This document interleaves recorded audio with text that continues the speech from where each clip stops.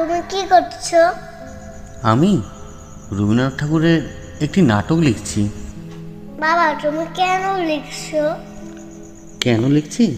রবীন্দ্রনাথ ঠাকুরের জন্মজয়ন্তী আছে, সেখানে নাটক হবে, গান হবে, নাচ হবে, কবিতা হবে, তাই লিখছি।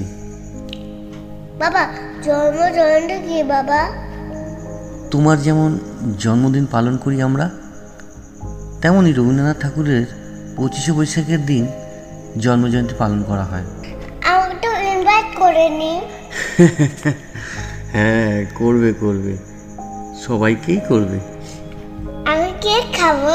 না না, ওই দিন তো সবাই ভোরে ওঠে, প্রভাত ফেরি করে, সবাই একসাথে গান ধরে, হে নূতন দেখা দিক আরবার জন্মেরও প্রথম শুভক্ষণ। আমিও যাব।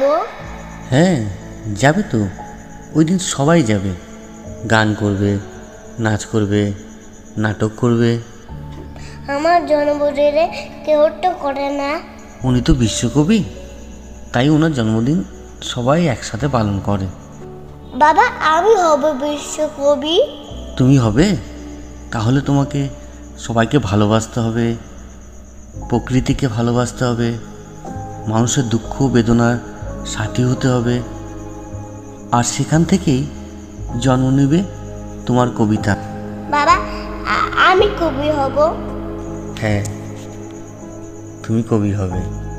ছোট্ট ছেলেটি হতে চায় কবি, হাতে জড়িয়ে রবির ছবি, বলছে আমি কবি, আমি কবি।